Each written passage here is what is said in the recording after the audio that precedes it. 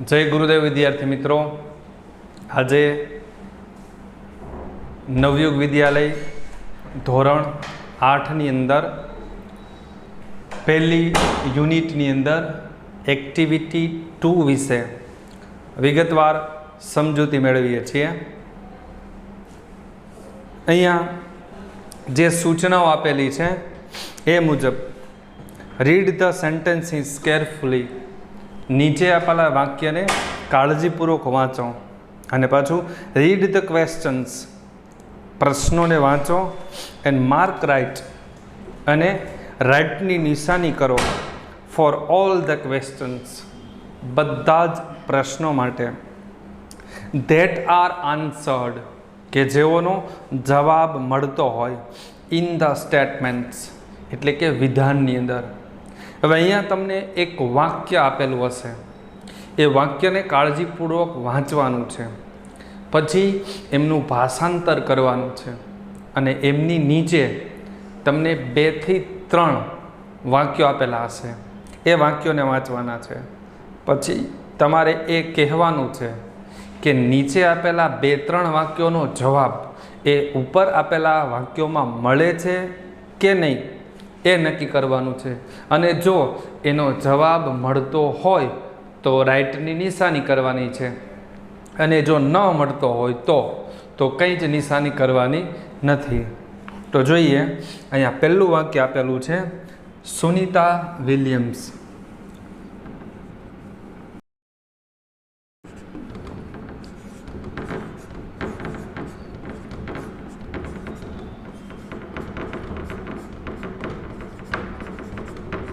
Sunita Williams stayed in the space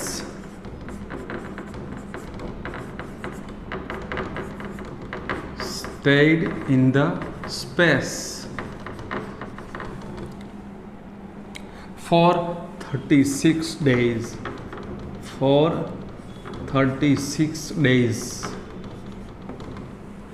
અહીંયા stay નો મતલબ થાય છે રોકાવું, તો સુનિતા વિલિયમ સ્ટેડ એટલે રોકાઈ ઇન ધ સ્પેસ એટલે અવકાશની અંદર ફોર 36 ડેઝ। સુનિતા વિલિયમ્સ 36 દિવસ સુધી અવકાશમાં રોકાયા, આ વિધાન છે।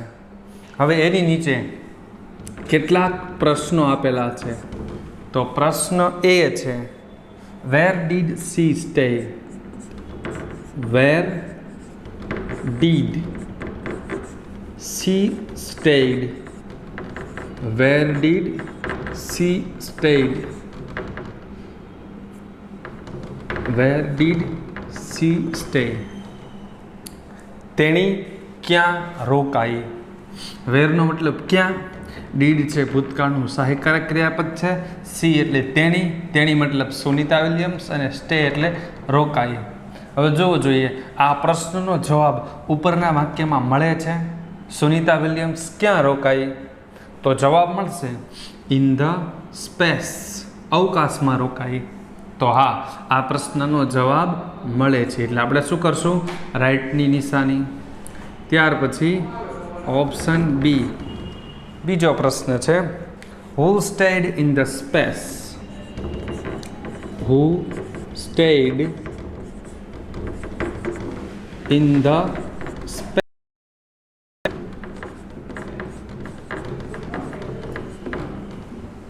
हु मतलब कौन, स्टेड એટલે રોકાયું, इन द स्पेस એટલે કે અવકાશમાં, કોણ અવકાશમાં રોકાયું। હવે ઉપરનું વાક્ય વાંચો જોઈએ, એ વાક્યની અંદર આ પ્રશ્નનો જવાબ મળે છે, તો ઉપરનું વાક્ય છે Sunita Williams stayed in the space for 36 days, Williams 36 દિવસ સુધી અવકાશમાં રોકાઈ। તો કોણ અવકાશમાં રોકાઈ એનો જવાબ મળશે, તો કે હા, કોણ, તો કે સુનિતા વિલિયમ્સ। તો આ પ્રશ્નનો જવાબ આ વાક્યમાં મળે છે, આપણે શું કરશું અહીંયા, રાઈટની નિશાની। ત્યાર પછી ત્રીજું વાક્ય છે for how many days, for how many days,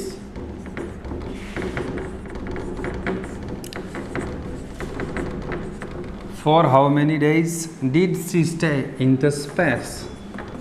Did she stay in the space?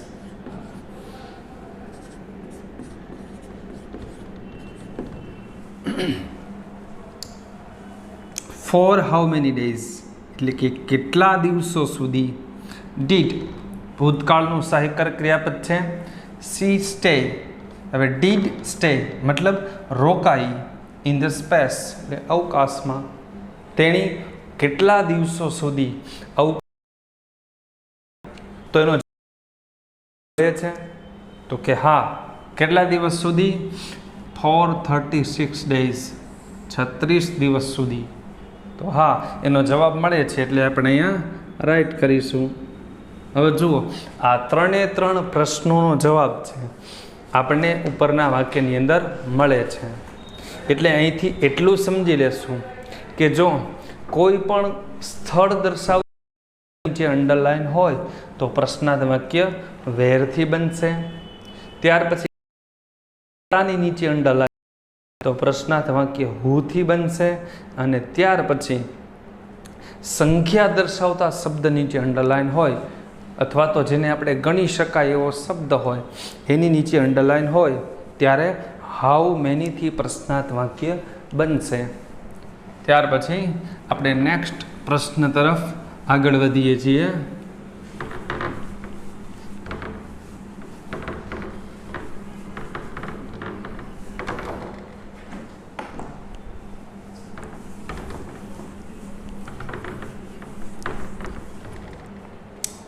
બીજો પ્રશ્ન છે the theatre was first developed.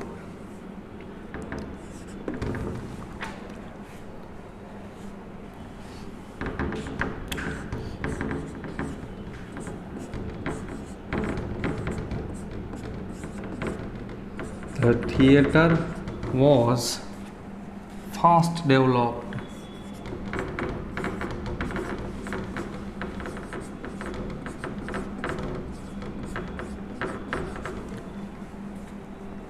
in Greece.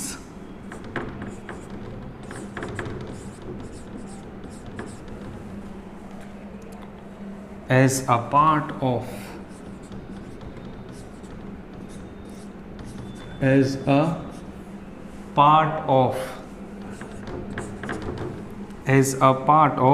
religion.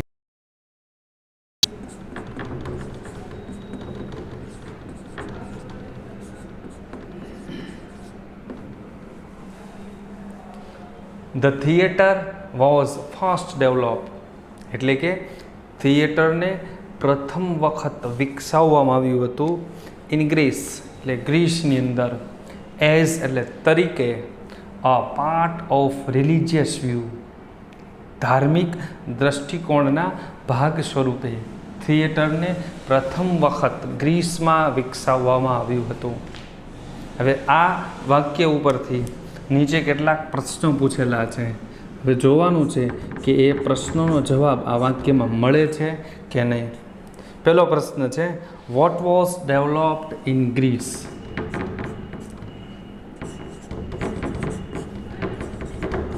Vote was developed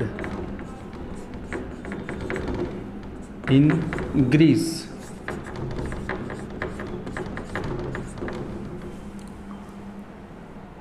vote એટલે શું, વોઝ ડેવલપ્ડ એટલે વિકસાવવામાં આવ્યું, ઇન ગ્રીસ એટલે ગ્રીસમાં.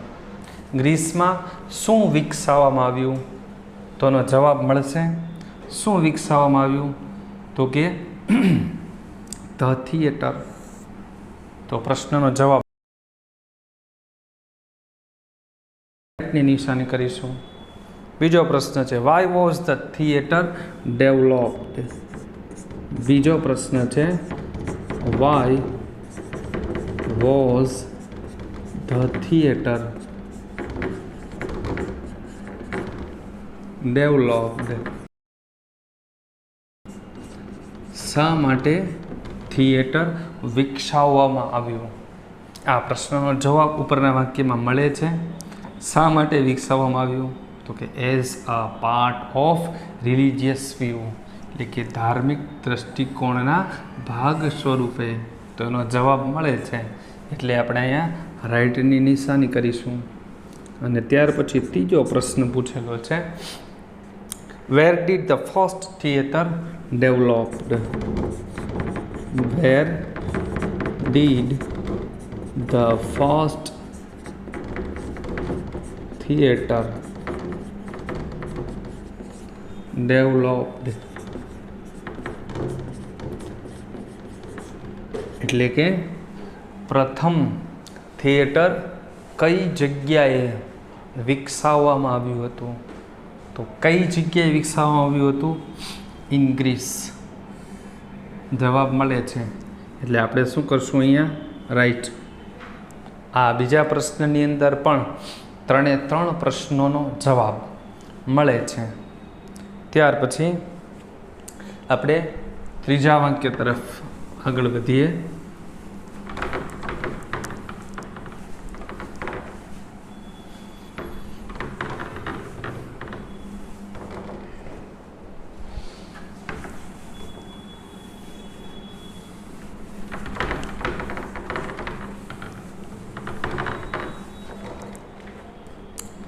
ત્રીજું વાક્ય છે, the first newspaper advertisement.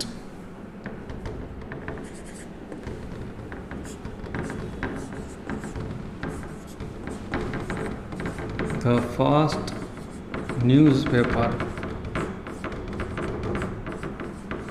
advertisement.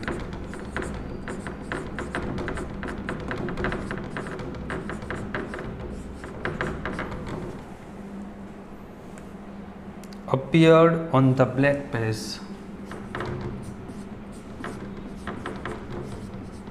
Appeared on the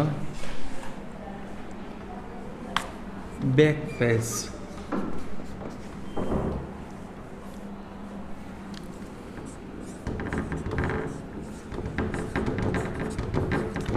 of a London newspaper. London newspaper.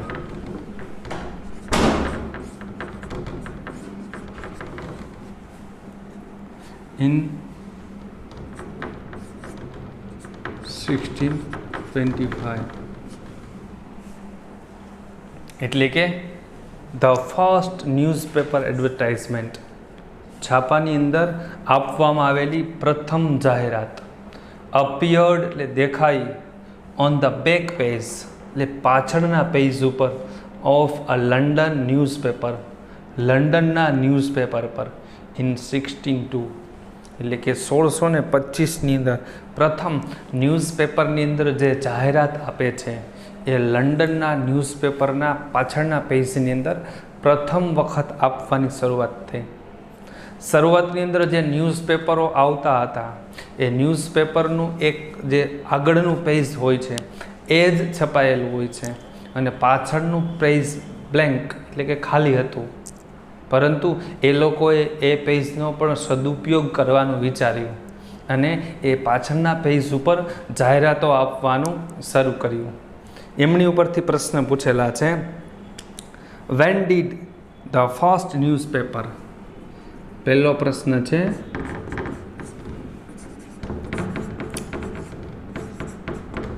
When did the first newspaper advertisement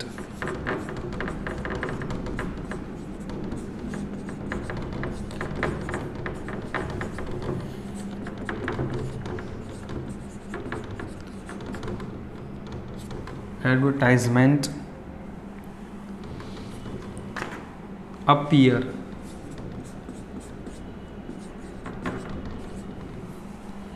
When did the first newspaper advertisement appear? ક્યારે પ્રથમ ન્યૂઝપેપરની જાહેરાત દેખાઈ?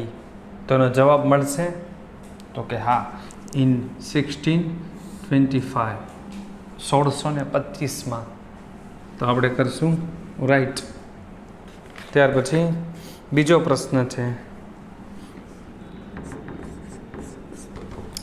હુ gave the first advertisement? Who gave The first advertisement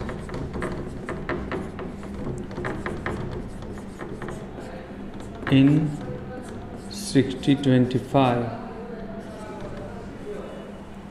એટલે કે કોણે પ્રથમ જાહેરાત 1925માં આપી?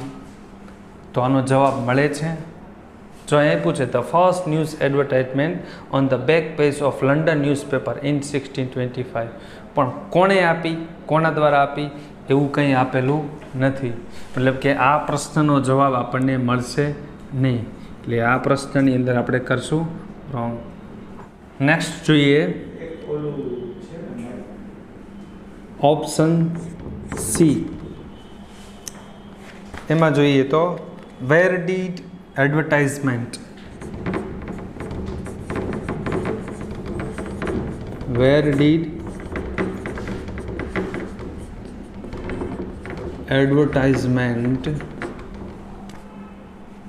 in the London newspaper appear? In the London newspaper